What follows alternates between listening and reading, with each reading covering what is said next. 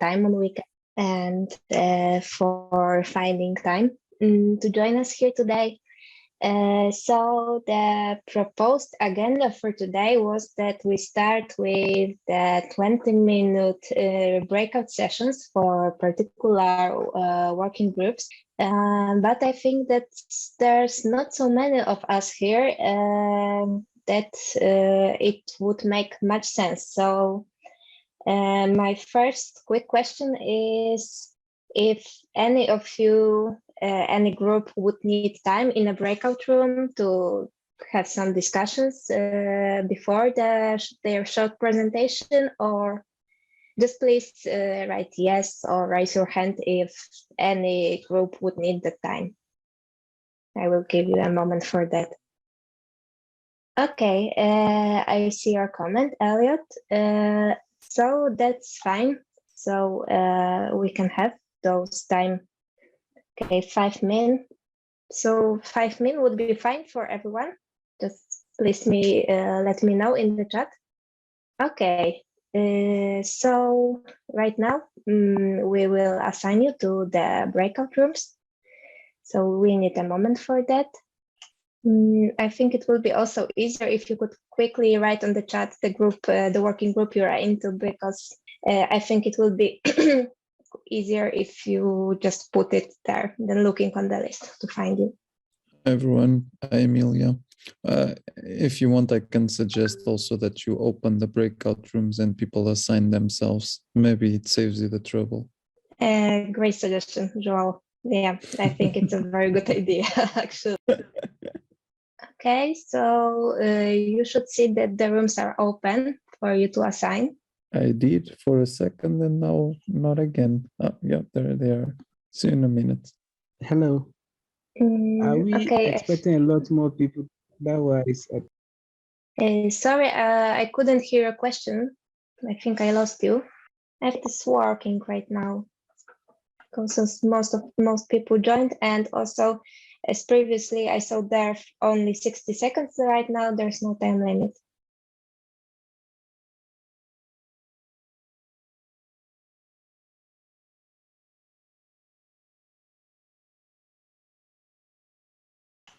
Okay, so I just closed the breakout rooms.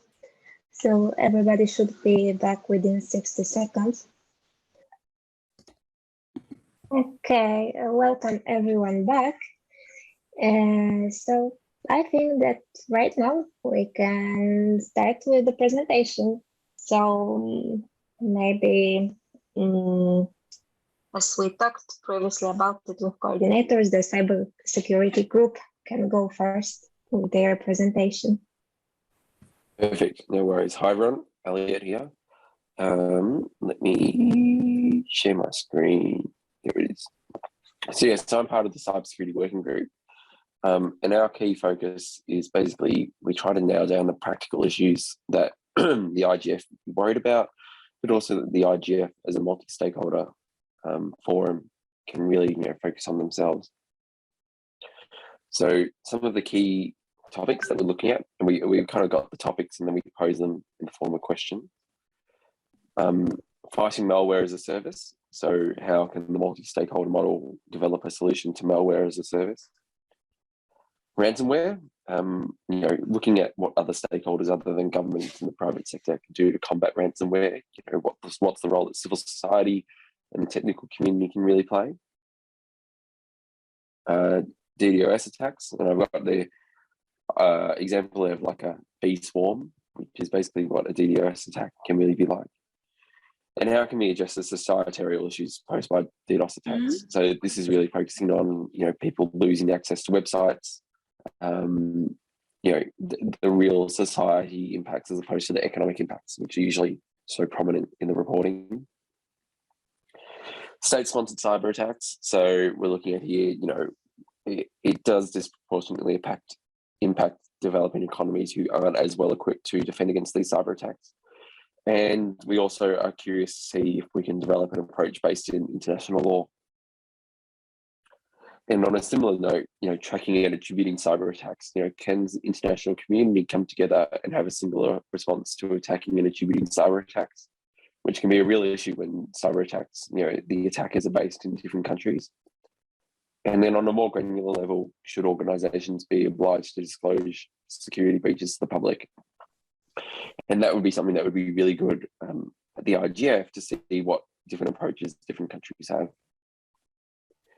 Advanced persistent threats. So this is like the elite hacking groups in each country. So this is a massive problem in Asia and Europe especially. And what progress has there been in addressing these groups, particularly since the large countries have an interest in not doing anything about them? And an evergreen topic, digital upskilling. How can youth be engaged to digitally upskill professionals and individuals, particularly since youth will always be the people at the front line of this? And finally, cross-border scams. So how can the multi-stakeholder model respond to cross-border scams? So our next steps, we're going to be finalising these points of action over the next week. We're going to coordinate with our mentors for research, and they have ideas about where to point us to begin with, and then we'll get working on the policy paper. And that's it for us. Thank you very much. And I see that Juan has a question for you. Yes. Elio, I see that you put a lot of questions about different topics.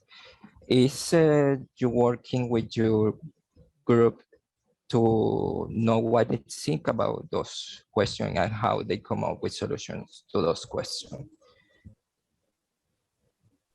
Yeah, so basically the group decided those questions based on what they're interested in. And the idea is we're going to investigate basically the answers to those questions, do some research first, and then chuck it all in the policy paper, which we will then present to the IGF.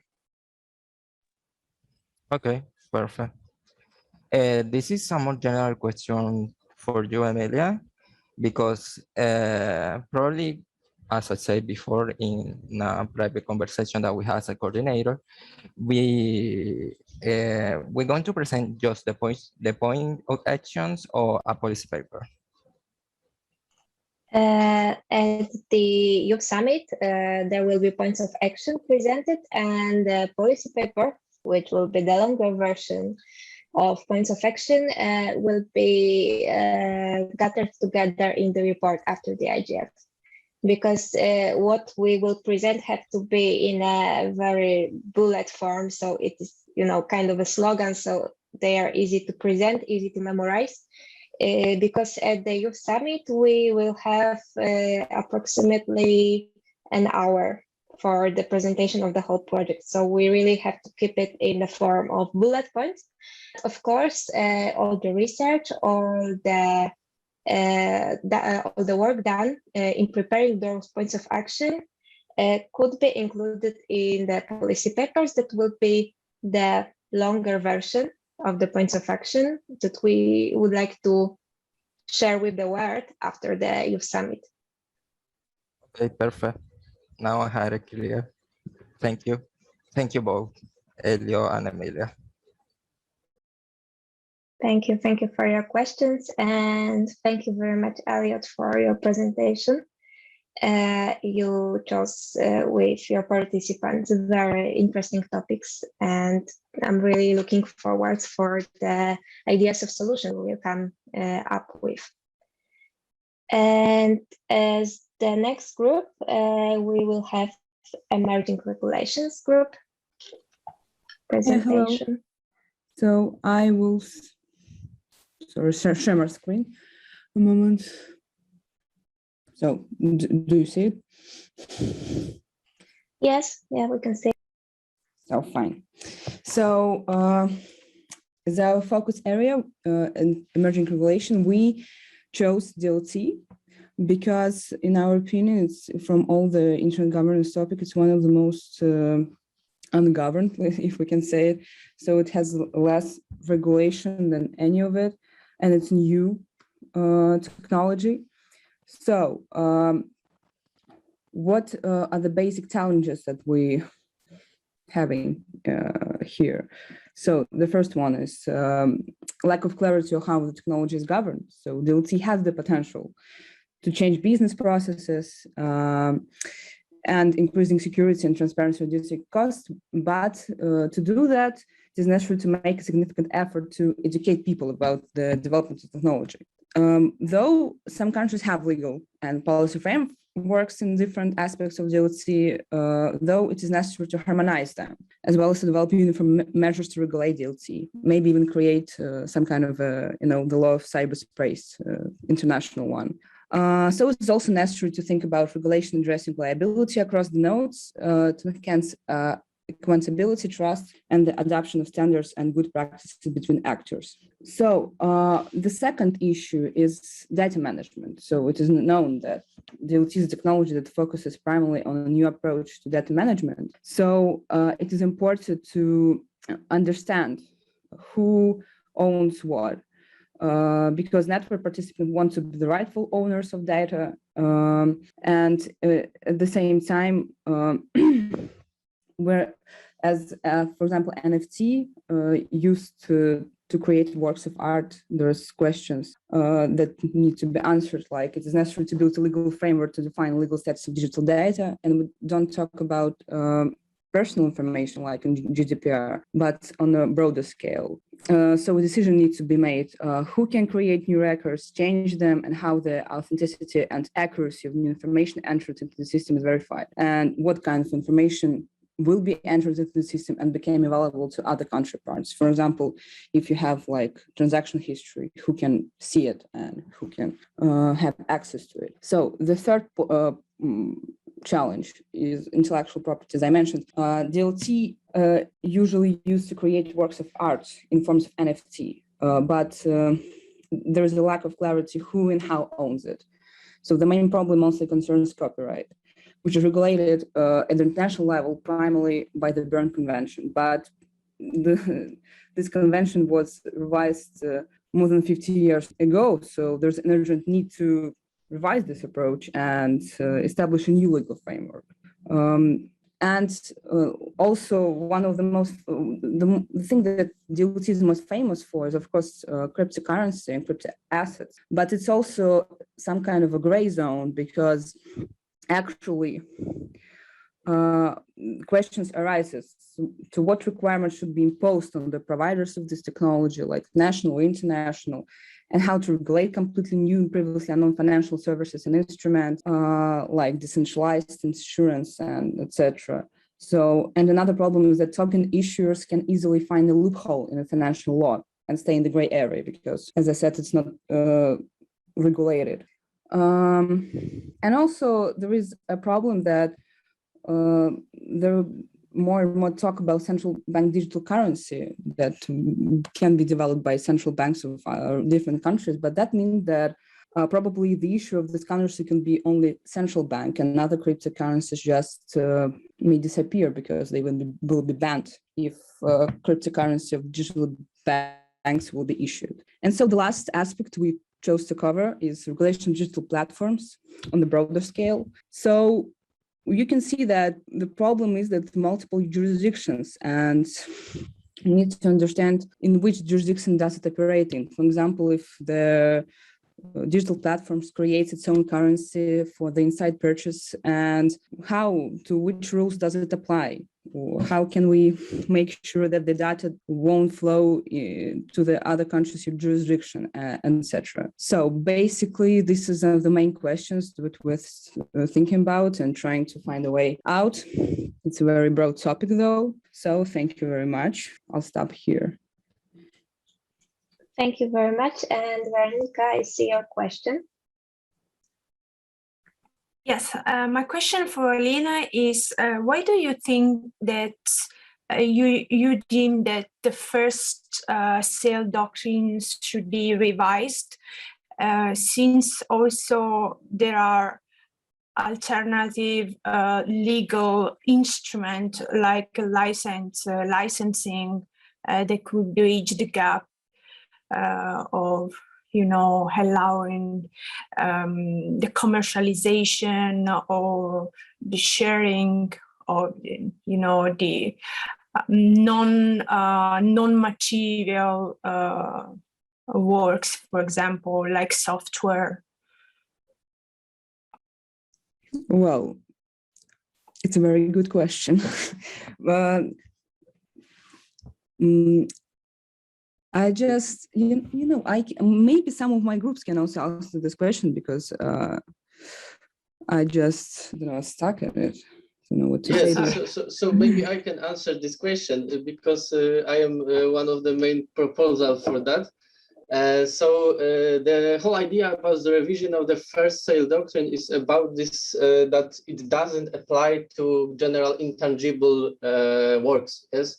And what is the main issue is that in creation of NFT, the parties of this community, they treat it like it's a intangible copy of an art. Yeah, so they do not treat it like, for example, just like a license, but they treat it just like another copy, but a copy which is distributed. Yeah, because it's written on a DLT. Of course, despite the fact that most Ethereum NFT are completely off-chain, but there are some smaller networks, smaller DLT communities, like, for example, IOTA and similar solutions that actually based more on this situation when NFT will be on-chain stored. Yeah, so the whole idea of this proposal from our group was to, just redefine it and allow to just resell these copies of work,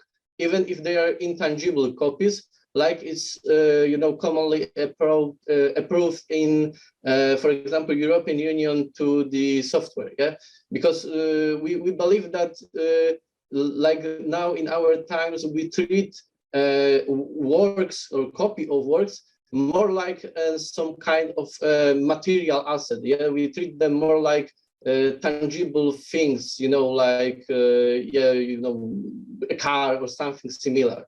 And also, we do not find why we shouldn't apply this digital exhaustion rule, this first say doctrine in the DLT technologies, because this is not possible to extract this copy from the DLT. Yeah, so you can only use it on DLT.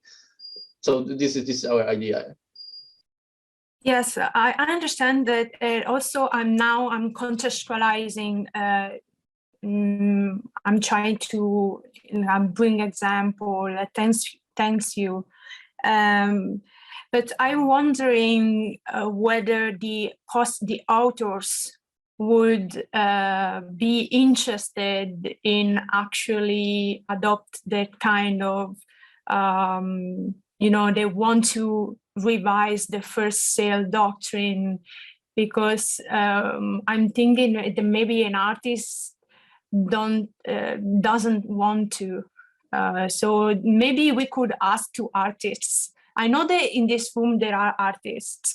Maybe Kwan, I don't know if you want to add something, but it's a good point. I know I'm contextualizing, I'm trying to catch up on the reason why you proposed to revise. Great, thank you for this opinion. I believe it's really important to take into account. Yeah, but we just thought about the biggest project of NFTs, like Beeple art and similar things, and we believe that it's really possible to balance the interest of artists, but we also have to take into account the interest of the buyers of these goods. Yeah, because despite that we need to protect cultural heritage and art and so on, but I believe we also need to protect the interest of buyers of such goods, and take this into account that we have to need to make not to protect too much one side. Yeah, so it should be balanced, like in the middle. And based on the experience from the software exhaustion, I don't really see that it actually harm a lot of software creators and software houses in this area. So maybe it's a good idea to think also about other works, especially that in case of NFT, for example, many of them have coded into their smart contracts the automatically executed rule of droit de suite charge. Yeah, So they automatically get duades with revenues from selling their copy of the work. Okay, thank you very much. And I also saw that Rodrigo Alexandra asked a question on the chat, but I think that Alina already answered it there. Yeah, I also personally wonder if, for example, the NFT topic will appear a lot during this year's IGF because it is quite a trendy thing right now. So I think that you chose a really interesting, one of really interesting topics to focus on. Rodrigo, I see your question. Oh yeah, hello, how are you? I'm really interested in this topic, so great for bringing it up. Also have a question regarding global warming. Is the group preparing something related to that? Because you know that the NFT works through Ethereum blockchain, and of course this technology is very energy consuming, and mostly, or a big majority of this energy is coming for carbon footprint resources. So I don't know if the group is working on that. Of course, I'm not against this technology, but maybe involving some proof of stake technology, blockchain or something. No, we're not working on any matters with climate change because, well, I don't know, but I just know that there is a group, especially for environmental sustainability, climate change, and I think that this will be like, if we work on that, they will be working on something similar, maybe too, and we just, it's, okay. Crossed. Great, thanks. Yeah, just clarify, Rodrigo, that the problem that you're mentioning is upstream of the technology itself. So you're mentioning how to generate the energy and not actually, and that in itself is not an argument to criticize the Ethereum blockchain in itself. Well, actually, I think it is, because cars, of course, is much harmful for pollution, but of course, cars are polluting the whole world. Of course, the wheel is not polluting the world, but actually they are consuming a lot of fuel, and that fuel is, of course, contaminating the world. For the blockchain to work, we need that energy. Of course, the technology itself is not contaminating the world, but the energy that we need to maintain the whole blockchain is contaminating. Of course, I'm not against this technology, and I love this idea of NFTs. And for Loic, for example, it's going to be awesome to be able to verify and localize the author of something, and also the ownership of a certain asset.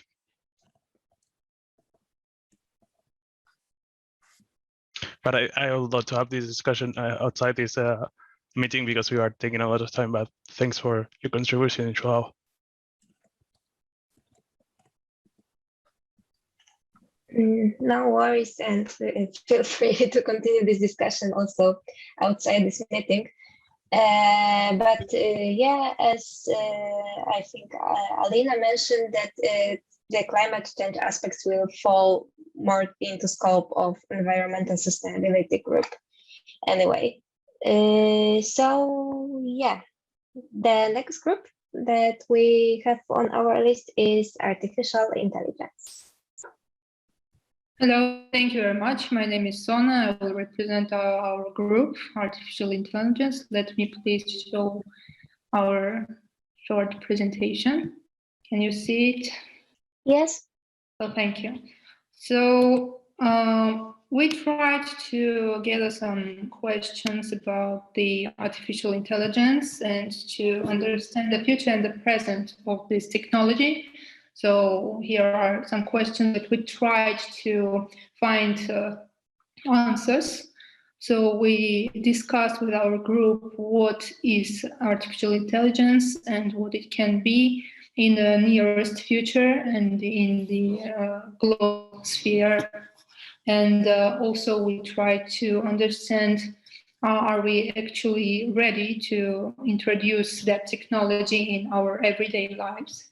And it is very important to mention this question, but we are already using ICE in our everyday lives, and there are some ethical considerations, for example, that we miss into its development and implementation. So these questions and this problem we try to solve while we're discussing in our group. So the other question was, do we need data privacy for artificial intelligence? Secret that every company, big company, if we are talking about also about giants like Facebook, Google, and others, they all gather information, or they all gather different kind of data, and today any can be big data. So today the big data is a gold, something like gold for any company and also for government, because we can use it in a different way, as in, and of course in a good way. And the other question is about ethical framework. Will be it enough to regulate artificial intelligence, or we should use framework also, or other solutions?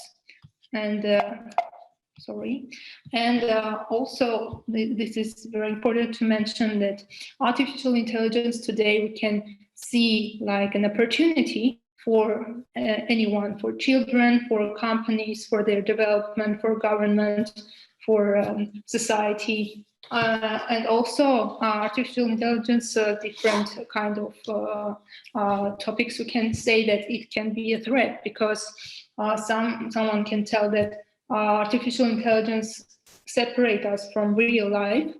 We are going to be ourselves like technology, and we couldn't think anymore in a creative way, but we can do it now.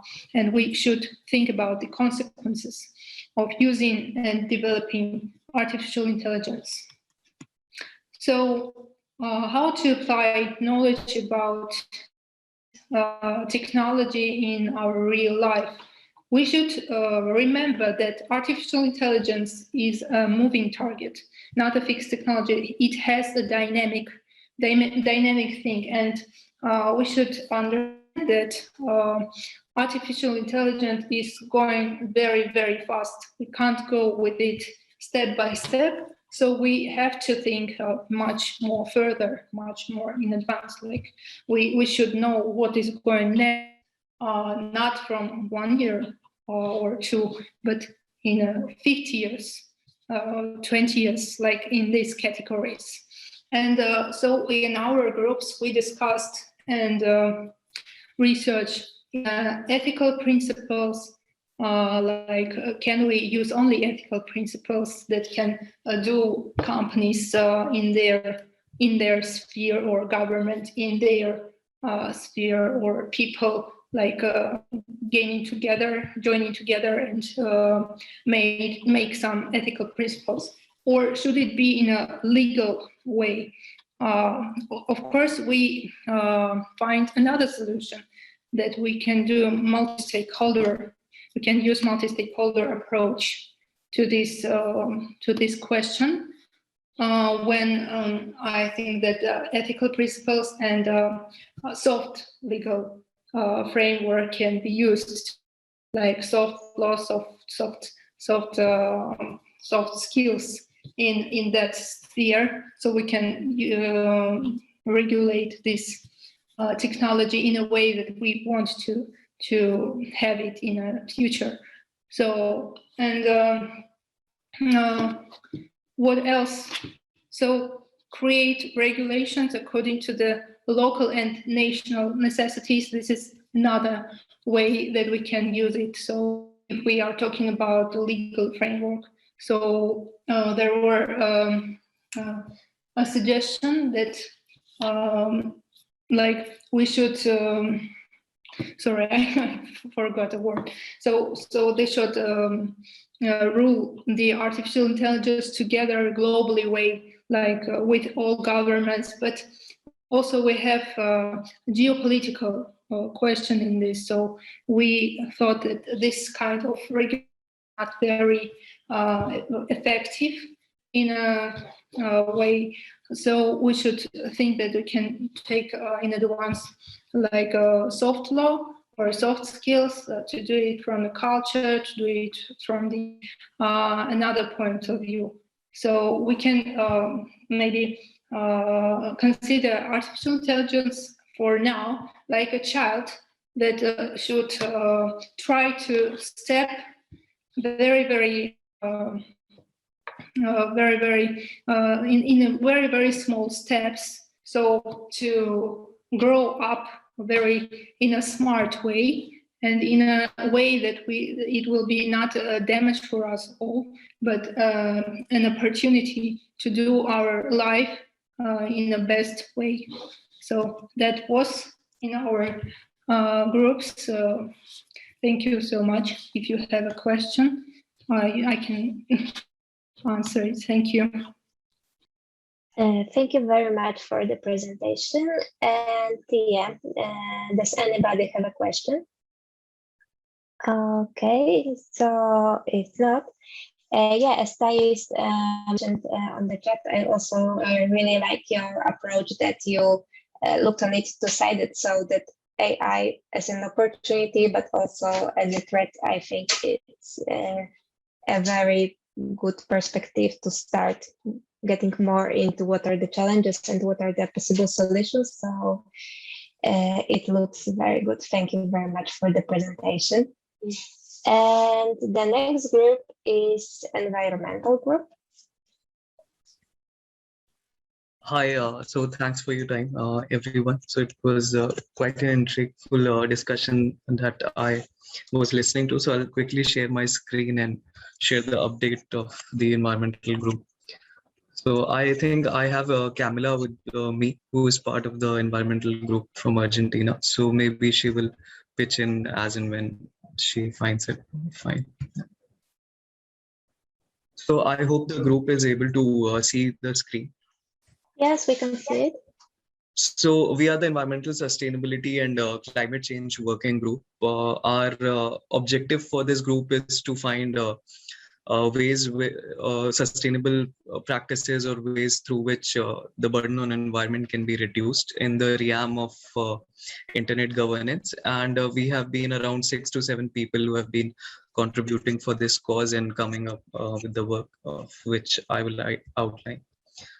So as far as the progress sheet goes, we have had 4 to 5 group meetings. We have one already. We have one mentor in constant touch with us. So thankfully, we have 3 erudite people who have been guiding us on the topic selection, because environmental again is a very broad topic.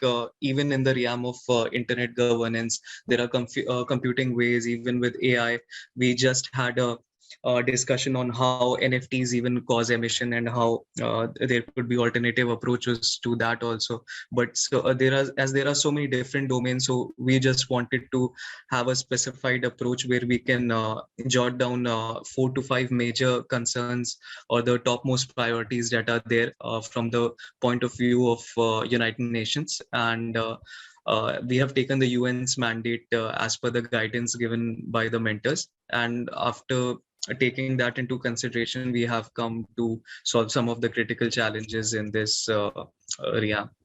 So these are some of the snapshots of the work we have had. So we plan to frame the points of action and amplify the messages and the slogans and the detailed research we have done so far in the form of a background or a policy paper.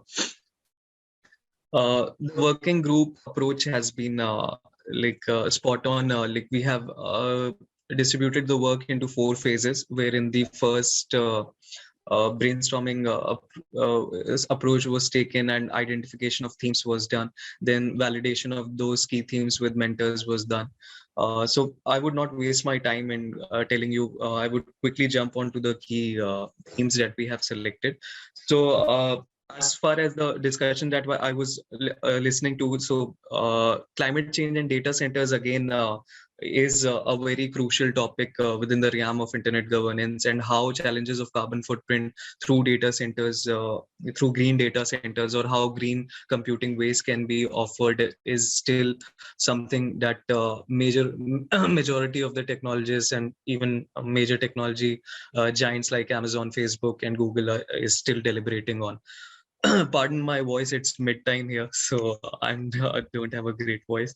So we were discussing on how NFTs still cause a lot of emission. So there was one question somebody asked as to how is there a environmental friendly solution to alternative to NFTs. So yes, there are alternatives to NFTs, alternatives to Ethereum, and as blockchain is a ledger technology, and as more and more tokenization is done, a lot more machines are added, and hence a lot more electricity is consumed, which in turn has an effect on the carbon footprint. But if we can somehow, there's still research going on in Stanford University, and some of the technologists are saying that if we can find alternative ways by penalizing some of the tokens through government mechanisms and reduce the machines in the computing ways or of the blockchain, then this sustainable policy can lead to a lot more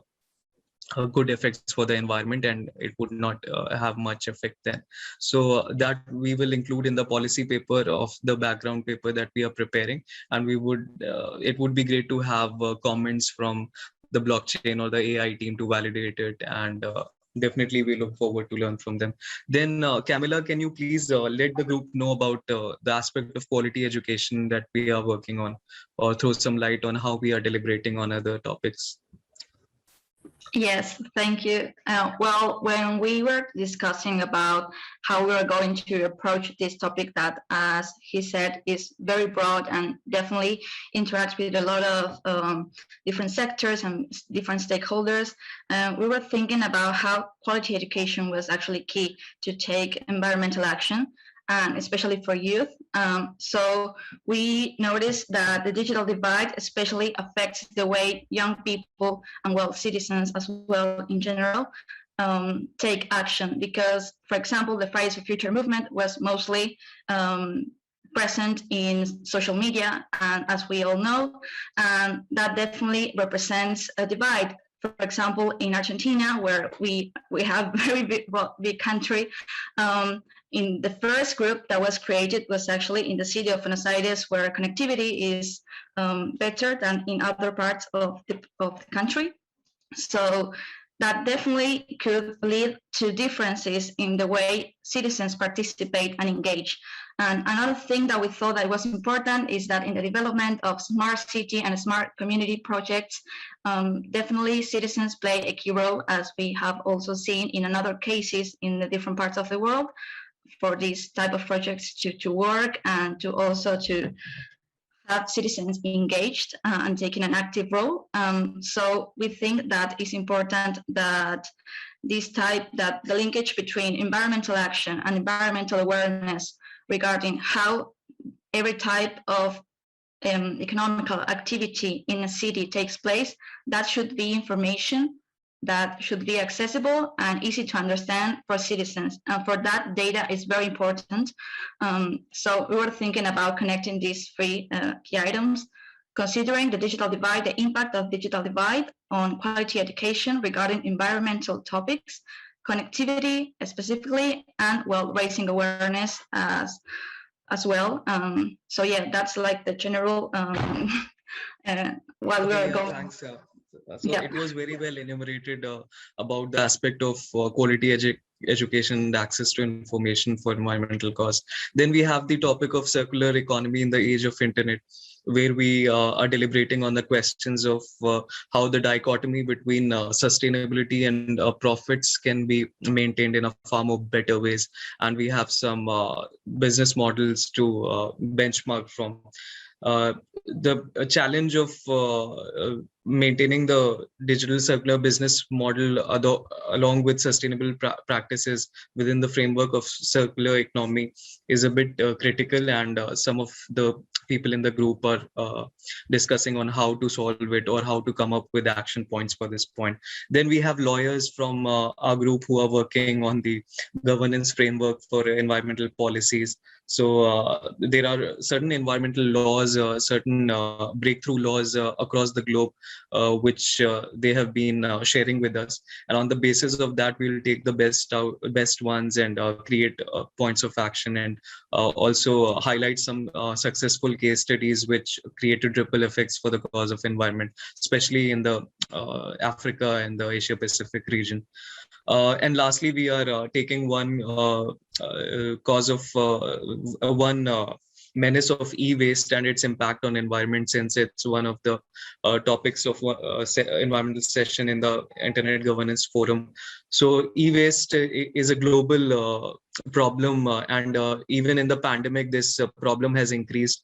So even in India, more than 5 million metric tons of e-waste was generated, and the highest contributor is China, who has produced more than 10 million metric tons. So along with giving the world the pandemic, it has also been contributing with the e-waste. But a lot of studies is being done as to how we should come up together to mitigate this challenge or menace of e-waste. And we have articulated some best practices. So China is also doing some great work along with World Bank and UN agencies to drill down on this aspect. And we will also highlight how World Bank is promoting entrepreneurs and MSMEs on creating more sustainable digital practices with less burden, and how it is reducing the e-waste. So these are some of the topics that we have come up with so far, and hopefully we'll come up with a more refined version of background paper and policy outcome in the coming days. So that was all from the environmental group. If you guys have any question, we'll be happy to address that. Yeah. Yes, Eileen, please go ahead. Thank you very much, Emilia, Tiff and Camila. I have like a quick question, but I understand this is like very recent. If some of the recommendations or outcomes from COP are related to internet at some point. Like, for example, for the first time, I heard about this term ecosite, and I thought it was interesting. But yeah, I wanted to know if you had, the possibility to check, or, or there isn't like a reference to internet governance. Okay, yeah, that's a very good point. So I was having a discussion with the mentor. So we have the mentor Elias, who has represented the European Commission at the COP26 this year. So he will highlight what discussions within the ambit of internet governance the COP had.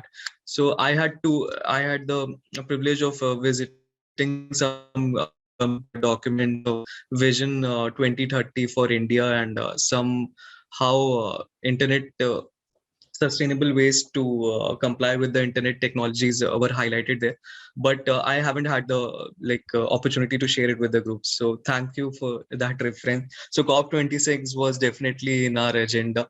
So I will definitely go through it and all the documents that were shared and see what best fits to or aligns with the objectives of our group and include that. Yeah, thanks for that reference, Helene. Yeah. So we also hope to plan a video. So some of us have already shot some of the snippets, and while we come up with more points, the group will talk more about it. So we will also present a 2-minute video by the end or during the youth summit, hopefully. So that is some point, and the group is really motivated, but as connectivity and accessibility is also one of the cause or a hindrance. So some of the members of Africa, they are not able to communicate directly with the team, but they keep sending emails. So I take everything they send us, and we try to maintain communication through different channels. But we are very happy and motivated to work for this cause, and we are very happy to learn from other groups as well. So thank you for your time, and look forward to hear the amazing work the other groups have been doing. Thank you, Mohammed. I think that Joao also has a question.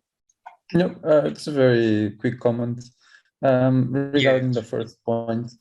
Yeah, just maybe a suggestion also, since Rodrigo pointed a very interesting point, or raised a very interesting point regarding the energy consumption of blockchain technology. Maybe you could add it somehow and make it a synergy with the emerging technologies group, because the first point on the data centers footprint is a very perhaps tangible one. I was doing some fact checking here on the background, and maybe you'll get some interesting results to show and document, actually, because Rodrigo was using the analogy of the cars, and I was checking. So we have like around 3% of electric cars in the world, rather than the blockchain technology is using like 40 to 75% of renewable energy. So maybe the conversation might be not really maintaining the data centers itself or maintaining the nodes, and maybe more related with packet transition and so on, like just food for thought, and some things that you might want to touch upon. Yeah, thanks, Joe. So yeah, we have touched some of the aspects in the detailed research as to what emerging technologies effects can be there. Blockchain is one of them, and how AI or has an effect on environment, or the coexistence of environmental emissions. To find the exact culpability of these technologies is like and relating it with the share of emissions is still a bit challenge, but we are trying our best to relate it and suggest some ways as to how technologies or how these big organizations can drill down on these mechanisms or opt for more sustainable practices. So it's still a big challenge in the world, and I hope through the medium of IGF or through this like initiative, our voices can be heard. So that's a very good point. Thanks, Joe. I will consult you more regarding that and look for the emerging technologies correlation as well. Okay, thank you, Mohammed and Camila, one more time for the very interesting presentation. I think you came up with a lot of very interesting topics.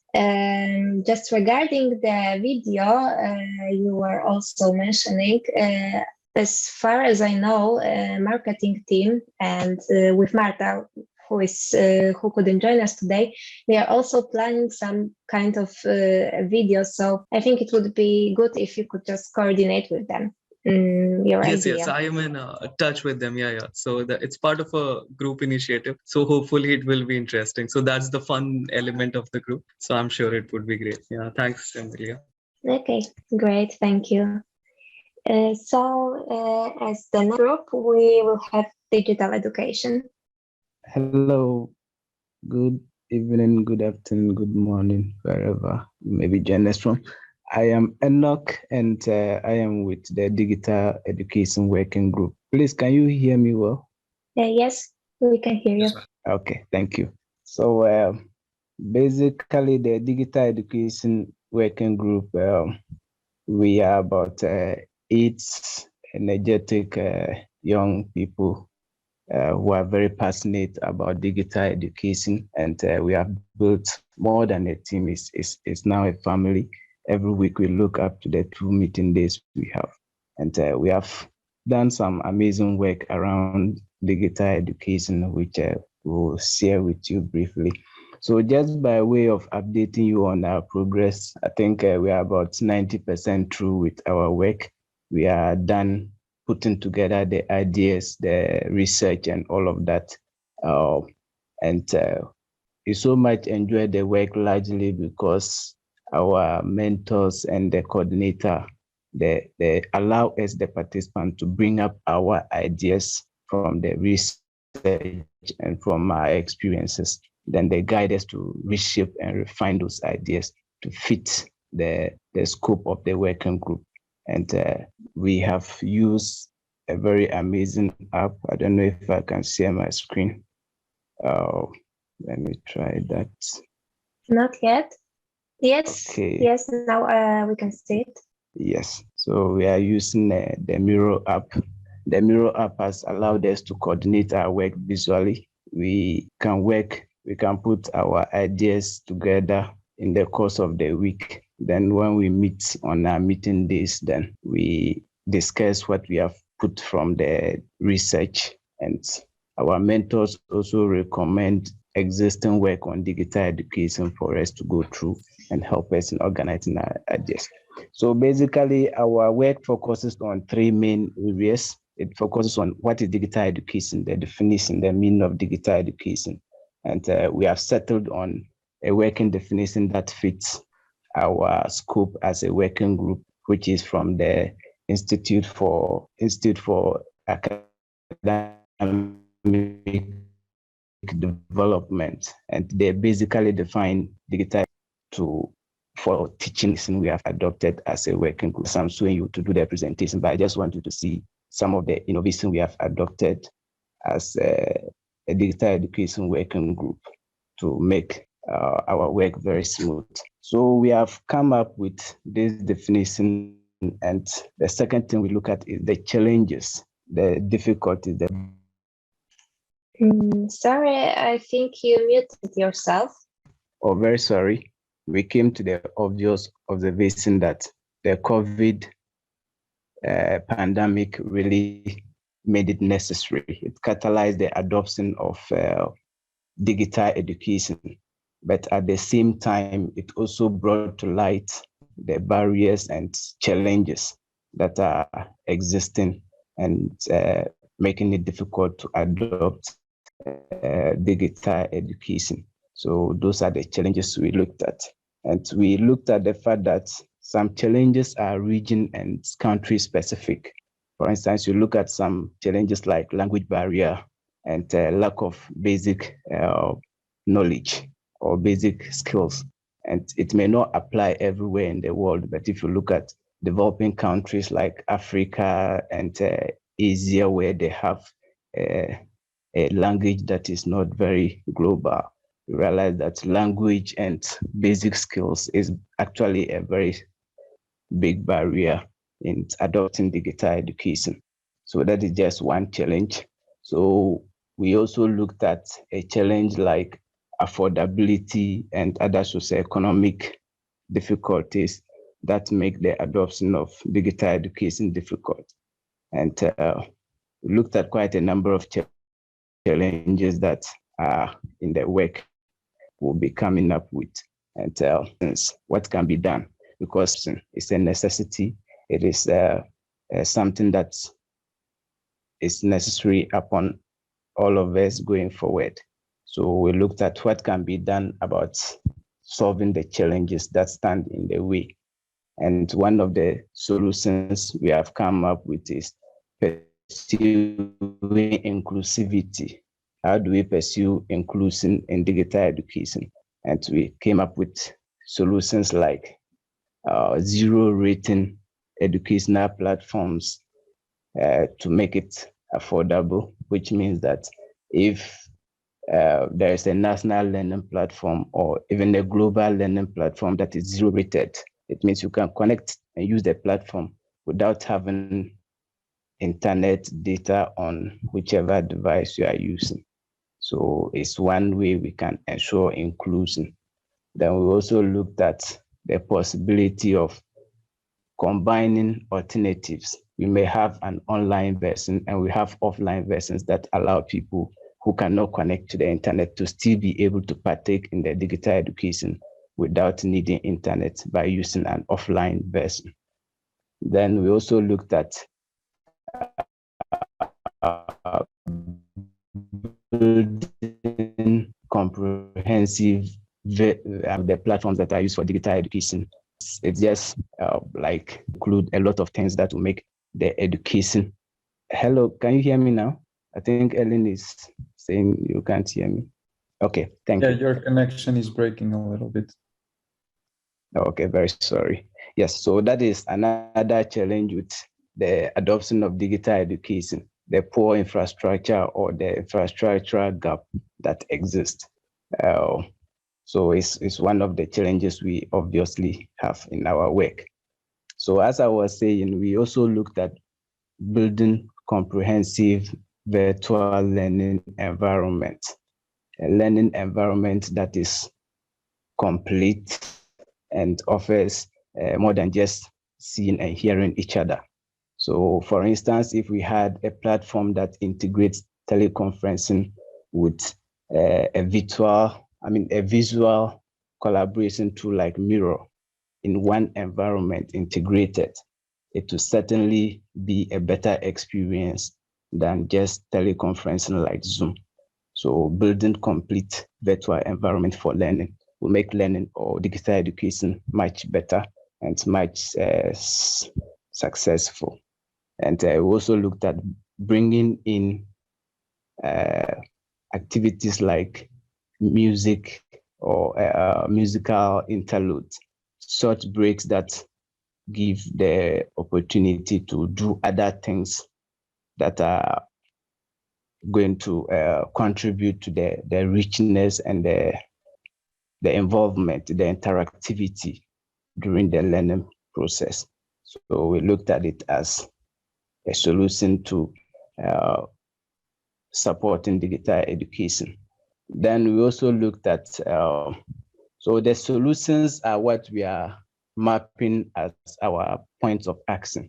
So basically we'll have the definition, we'll have the challenges outlined, and we'll have the point of action, which will also be the solutions to the challenges that we have identified as being the obstacles and barriers to the adoption of digital education.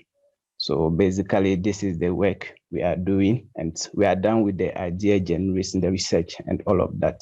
So we are now going to focus on putting all of that together to come up with the working the paper and the short presentation for the main event in Poland.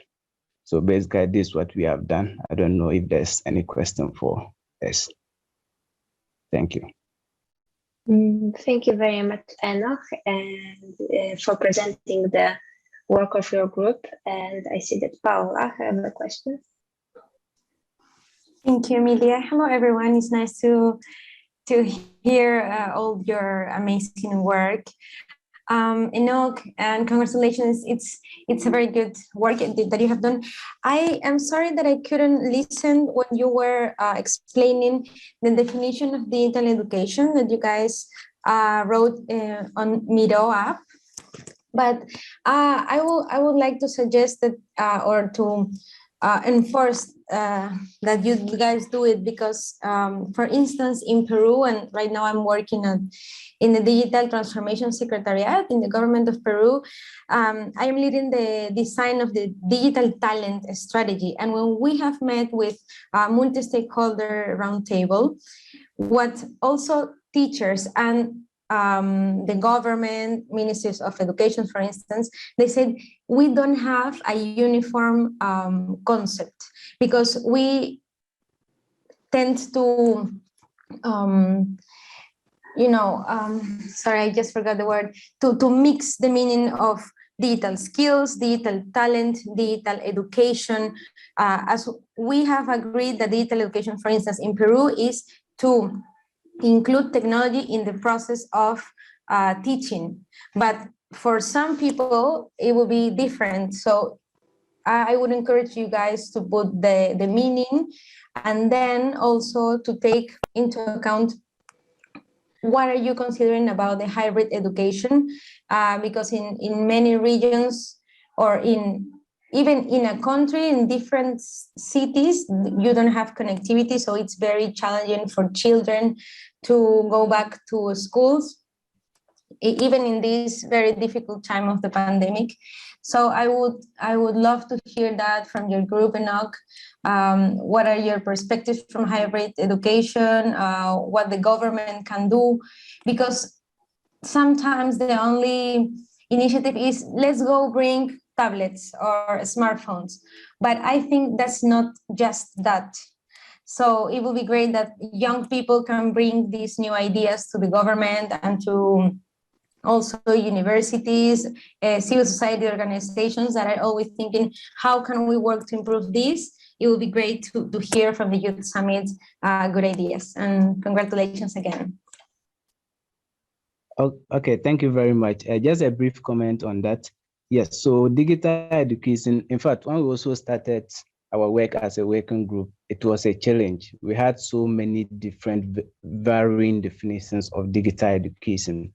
So yes, it is very true. So what we settled on was what I just said. It's from the Institute for Education Development, and they define digital education simply as the use of innovative digital tools for teaching and learning.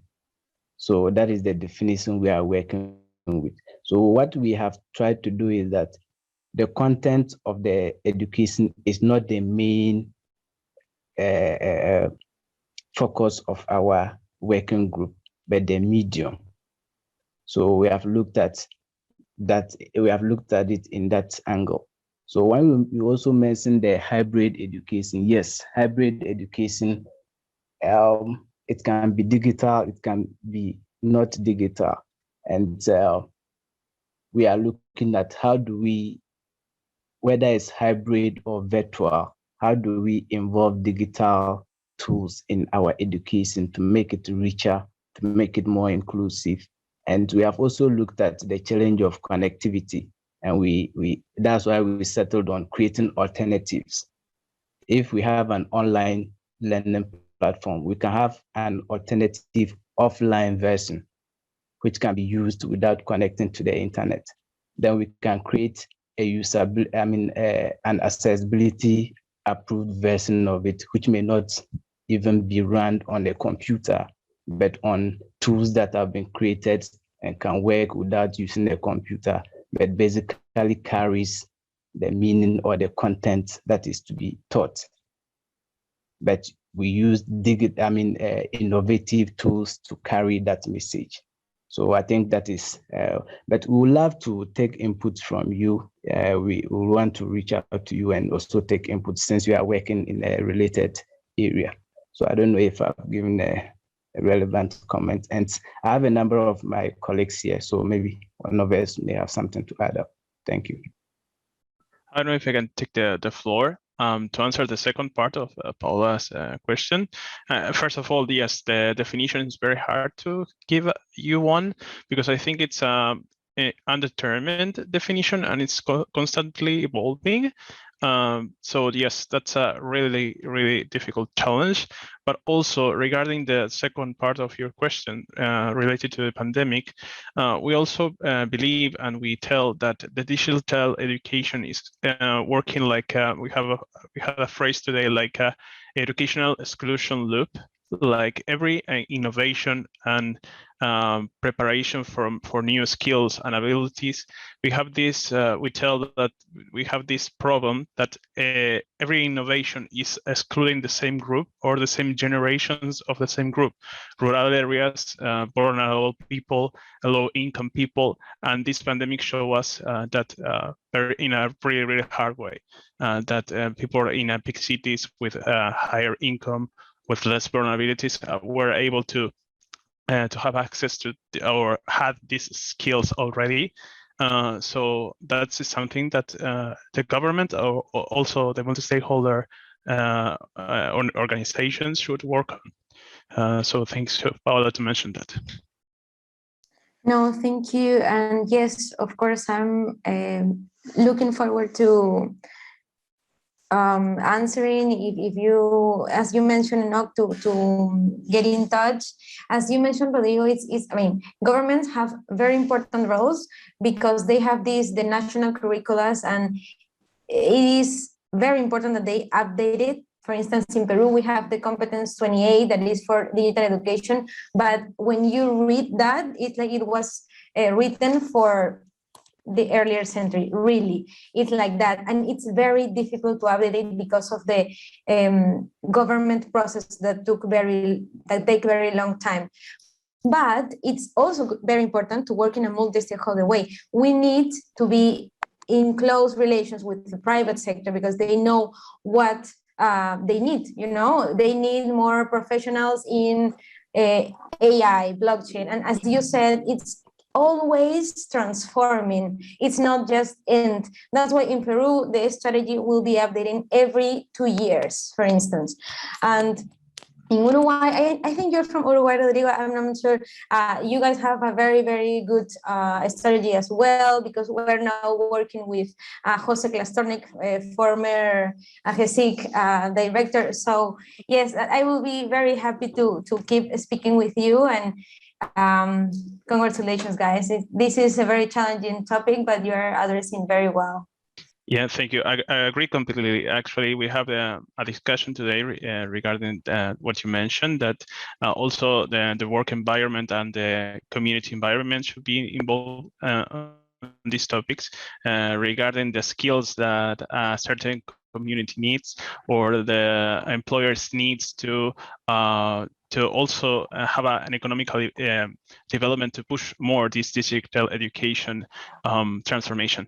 And also, yes, it's a great thing to mention that perhaps one of the difficulties that we face is that many teachers are not prepared even or don't have this digital education. So how to train the trainers is a very it's a very important thing to have in mind.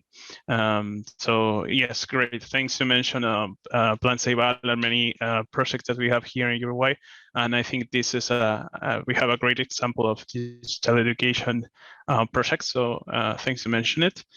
Yes, we're really glad, but also I have to mention that Uruguay have in this pandemic, we have many things also to improve, especially regarding how distributed digital skills or digital education platforms. So thanks. So that's nothing to add. Thank you. Okay, thank you very much. Thank you to your group one more time for the presentation. And yeah, of course, intersectional work between groups is very appreciated. So don't hesitate to do it. And this is also why we are having this meeting today, so we can all cooperate and to discuss the ideas of other groups. So great that I'm very happy that you are doing it, guys. And the next group we are having on our agenda is inclusive internet governance ecosystems. So hi all, can you hear me? Yes. Yes, we can hear you. Okay, so thanks. I hope you are all doing well. My name is Thais, and I'm here to present what we have been doing at Working Group 4. And from start, I apologize for the misunderstanding here if we were meant to bring slides presentations like our brilliant colleagues did here. But regardless, I'm going over what we've been doing these weeks in our group. So in terms of context, our topic is inclusive internet governance, ecosystems, and digital cooperation. And we are trying to think of solutions and improvements to existing and or relevant internet governance structures. And in particular, we've paid close attention to the multi-stakeholder high-level body proposal by the IGF that has gotten our attention, and was discussed in the middle of this year and also in our group. We've tried to look at its positive and negative aspects and also the role of youth in this context. We've also analyzed with our mentors several other internet governance models and have seen with them presentations and discussion. And besides that, we had some reports by We the Internet regarding citizens' expectations for internet governance development, stakeholders dialogue, and digital cooperation architecture, as well as recommendations of the high-level panel report, principles and goals of digital cooperation and next generation internet governance. And another key topic of interest for us was the IGF Plus model and what might come ahead, since we came across the main issue was the criticism that the IGF has room for improvement in terms of effectiveness in policymaking. That it's the main criticism that they do receive, that they have very qualified discussions, but how did this annual event and the excellent fruits and discussions that happened there come back to the real world once the event ends? And so another key resource for us was the UN Secretary General Roadmap for Digital Cooperation and the Role of Youth. And we've taken this approach of brainstorming about all these ideas that we've explored. So we have had weekly meetings, and our work has been concentrated in two main documents. One is our policy paper, for which we've already established a general structure and gathered main bullet points, ideas, and resources for discussion, and we're still building it. And mainly our long statement with the points of action, which is what I intend to focus my attention here since we don't have much time. And just to comment with you, our next steps is to finalize our points of action, work on our policy paper alongside our mentors. So just to briefly comment about what we thought would be great points of action regarding our theme is, one, the equal participation in internet governance processes, because here we identified the challenge that the forum should make every effort to remain a well-balanced, decentralized, and unbiased structure. And here, what we intend to achieve is equal opportunities for each stakeholder to participate in the decision-making bodies of the internet governance processes. And so main actors that could help solve it would be the IGF Secretariat itself, and private sector and international organizations. And so another point of action could be the election of representatives for the IGF decision-making bodies. And here we understand that a possible solution is to make the process of selection and nominating more transparent in this high-level body, and more inclusive and clear for everyone by developing and publishing the appropriate instructions or manuals, as well as make it publicly available to everyone. And here we understand that the main actor to solve this is, again, the IGF Secretariat, and ultimately the whole internet governance community, because we've seen that the pressure in the discussion of this topic is something that can be seen as positive to change, for instance, the criticisms that this high-level body has received. And another point of action would be the role of IGF in processes of policymaking. Again, this was identified as the main issue, let's say. And so it should become, the event IGF should become more effective and result-oriented. And here we understand that who could help solving it, again, it's the IGF Secretariat, but also the community, and an agreement from all member states of the United Nations, let's say.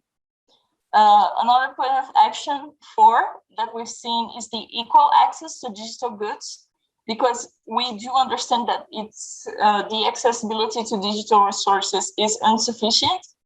And so we suggest increasing the level of access to digital goods for all communities, including from capacity building tools, funding, and promoting democratic access to public participation. So here, internet governance community, big tech companies related to their social responsibility, governments. And then we come to another point of action that would be the lack of understanding of the approach of inclusive AI policies, considering marginalized communities. And here we understand that there is a lack of understanding of the regulations of these technologies that impact modern societies. And a solution would be a deep research on the topic with the assistance of the communities involved, so that the new technologies can be even more beneficial and truly inclusive. And so who could help solving it? A dynamic coalition of core internet values, government, the UN, and suggestions for civil society. For instance, we've seen some here in the working group regarding AI. So the sixth point of action that we thought of was the youth involvement in internet governance policymaking processes, because here we understand that we have to create capacity building tools to increase the number of youth, especially from low-income background, besides creating a new recognized stakeholder, the youth itself. And here we understand that the IGF Secretariat, youth initiatives, a dynamic coalition in intergovernmental and governmental partnering with universities and schools could be helpful to reaching a solution. Then we come to another action that would be a hybrid format for the event that we know that it exists for a while, but we still understand that it has to be improved to further the participation format in the online version of the event, even if it comes back to a hybrid format.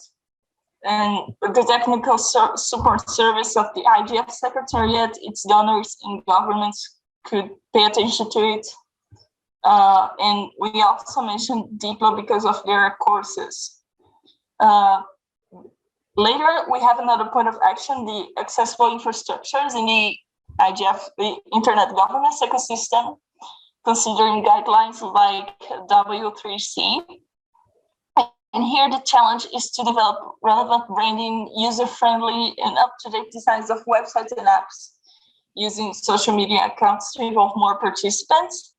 And so to develop informative aspects, outreach, advocacy, and other activities to include more communities in the Internet governance ecosystem. Again, that would be something within the IGF Secretariat itself, but it does include the community in general. Later, we have our 9th point of action, which would be to increase the linkages with the IGF Global and the NRIs, including youth, because we understand that the weak linkages between them are based on the different agenda because of a wide variety of cultural and regional contexts. And here we can facilitate awareness campaigns about the IGF and the importance of people becoming involved in it and how it can improve society for everyone. Here, we believe that the work with UN DESA and the already existing youth initiatives could be of many help.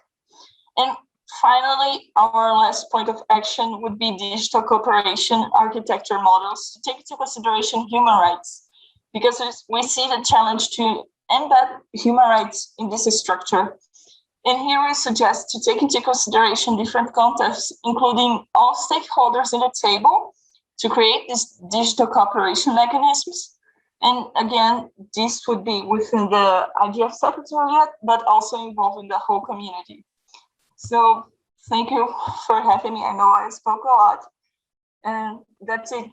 Thanks also, Eileen, for the support regarding our points of action. Thank you very much for the presentation. And are there any questions for those groups?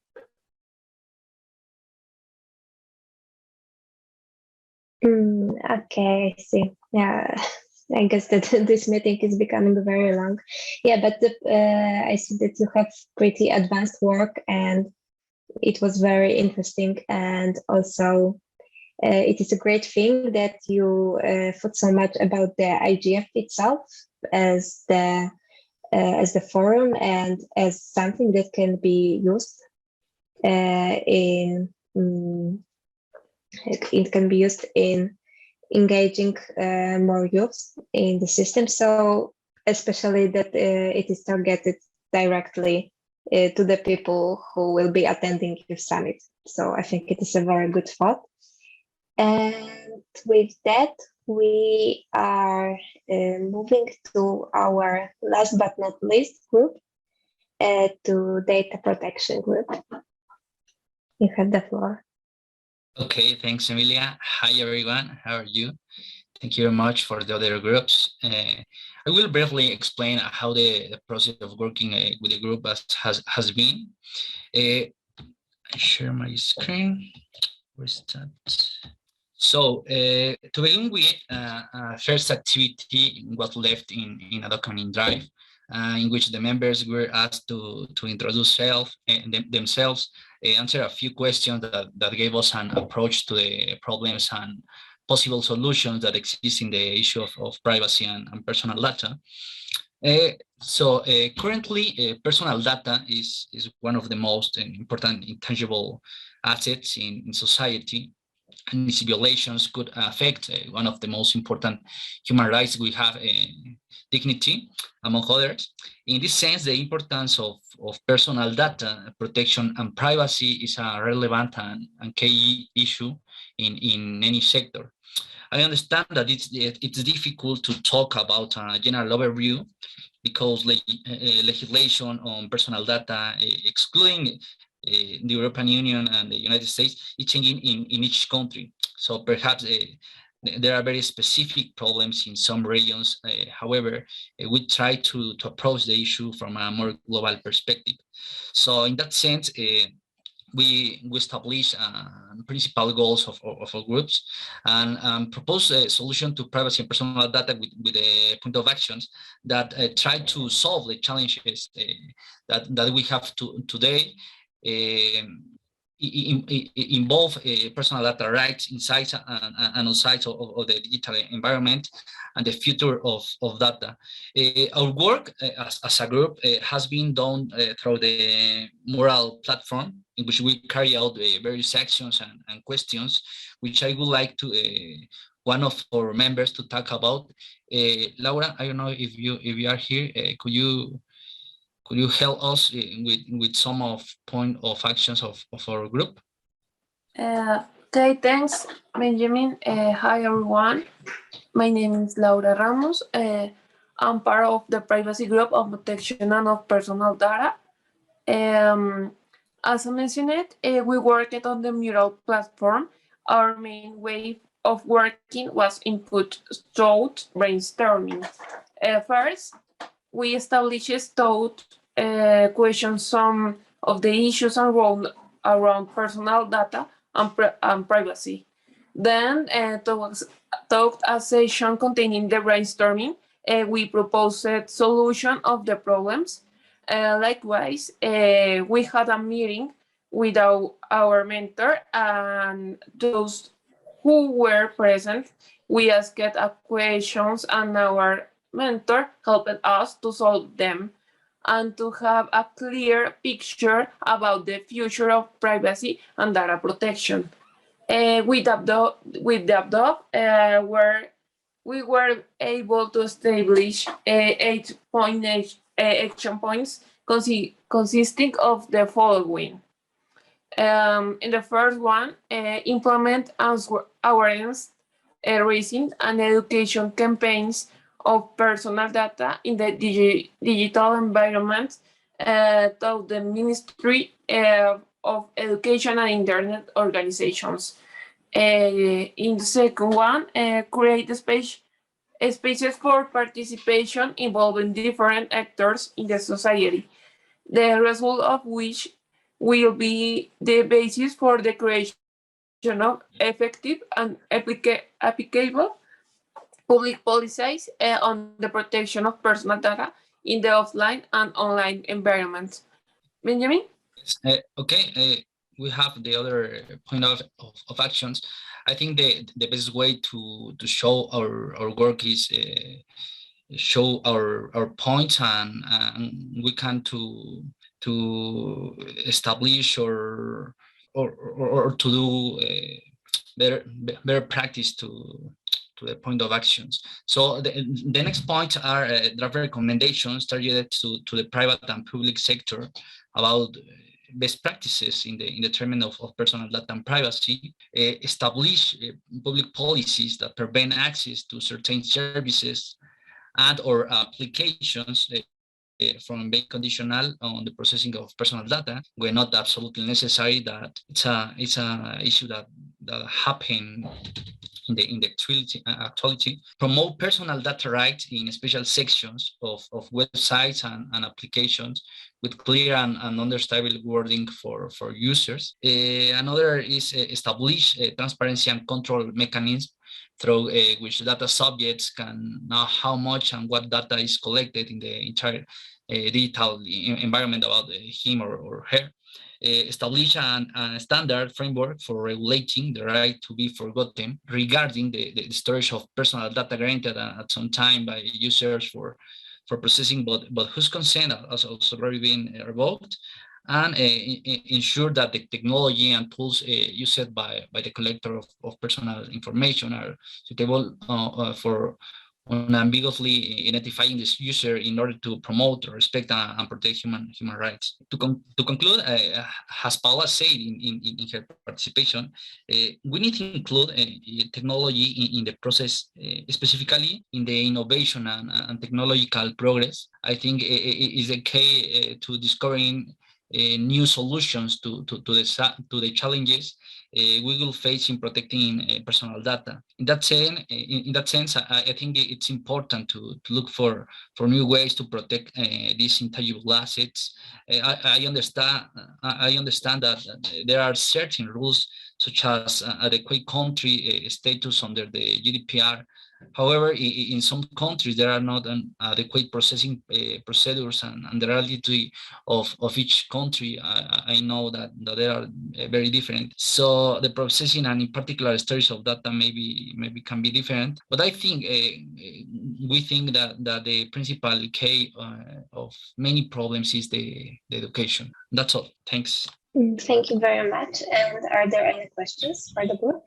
Okay, so thank you very much, Benjamin and Laura, for the present. Oh, I see that Enoch has the question. Yes, very sorry I missed that. I wanted to ask a question to the previous group, that's the inclusive ecosystem, IG ecosystem. I don't know if I can do that, please. Yeah, please go ahead. Okay, thank you. Yes, so my question has to do with internet governance being virtual and in person. The data from last year's IGF has revealed the huge increase in participation due to the virtual format of last year's IGF. And we are waiting for this year's data to see whether the trend continues. But we also recognize the fact that in-person IGF at the host country or host venue has a lot of benefits that cannot be derived from virtual participation. So I want to ask if their working group has given any thought to what makes the difference in inclusion or participation when we consider virtual IG activities or participation and that of in-person, especially given the fact that as we all pray and hope, the COVID situation will go down and a lot of activities or events will go back to in-person. Have they given any thought to that, and what has been their findings or anything? Thank you. Thank you very much, Enoch, for a question. Yes, actually, we were discussing early this morning about this. The thing is that, well, the hybrid format was already existing before the pandemic, but there were a lot of challenges for people connecting online to participate, to fully participate. It's not the same experience as attending on site, but the idea is that they have the equal opportunity to speak up and, make questions and participate at the sessions. That's why when we mentioned as a point of action to consider the improving this hybrid format, we were thinking mostly on, adding more features, website apps, whatever, that will make easier for remote participants to fully participate. So yeah, that's in a way what we have been adding to that. Thanks for a thumbs up. I hope I answered your question. Yes, please. Very great to hear that. Thank you. Okay, so do we have any final comments or maybe some other questions? I will give you 20 seconds to think if you have any or not. Okay, I don't see anybody unmuting or raising their hands, so I think that we can call it a meeting for now. And thank you very much, guys, for joining us here today. It was a very long meeting, so congratulations on getting so far and staying for the whole thing. Personally, I am very happy to see how much excellent work you have done so far. It all looks very, very good. I am I'm really very glad and very excited that you did such a great things together, and I'm even more excited to see the final results in December. I think that we are doing all together something really great, and hopefully this summit will be really remarkable because of that. So thank you all and hope to see you soon. Thank you. Thank you very much, Emilia, and everyone for staying. Great work. Let's hope the next ones are more concise and to the point. Yeah. Bye, everyone. Yes, bye Big bye. cheers. Stay safe.